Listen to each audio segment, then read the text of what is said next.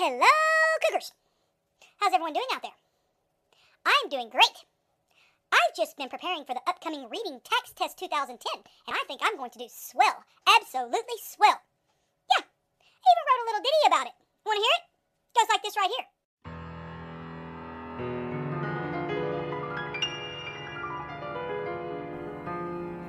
At first I was afraid, I was petrified, kept thinking I could never live with TAKS Test on my mind.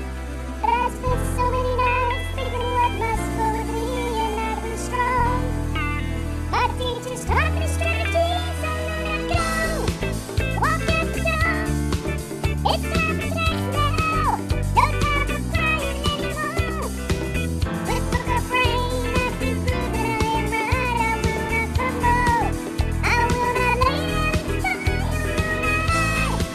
I will survive, just as long as I have strategies. I know I'll stay alive. I know how to read the clues, I know what keywords to use. I'll survive, I will survive.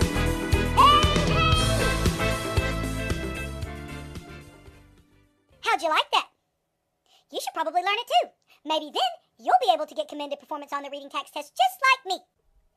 However, if you don't really consider yourself American Idol material like myself, maybe you should just review these simple tips I'm about to go over and you'll do quite well yourself. Now, the first thing you should always remember when taking the Reading TAKS test is to read the title of each selection and try to make a prediction about what the passage will be about. Read the title, make a prediction. Duh! Always do it. Next, it's probably a good idea to scan through all the questions before reading the selection. This just helps you determine exactly what to focus on as you are reading. I know you think you probably don't need to do this, but you're wrong. You do. So do it. Thank you. I pity the fool who doesn't follow this tip. Oh, yeah. And also, you should probably jot down the main idea of each couple of paragraphs in the margin. This just keeps you focused on what you're reading. So, again, take notes on the side, very brief notes, as you're reading the selections. I pity the fool who doesn't follow this tip. And another thing you should do, always, that means every single time, fool, is go back and reread the entire paragraph if a question specifically asks about one of the paragraphs. Don't try to remember it. Go back and reread the paragraph. Like this, for example.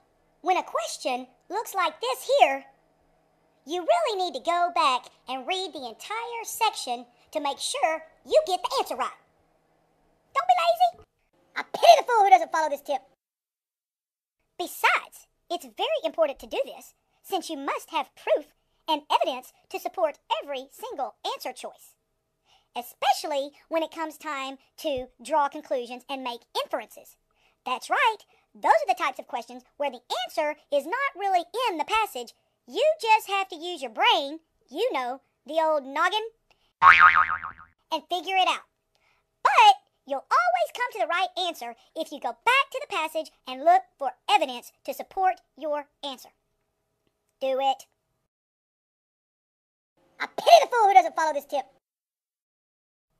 Oh, and friends, another good strategy to remember is to always go back and write the paragraph number where the correct answer can be found beside each question.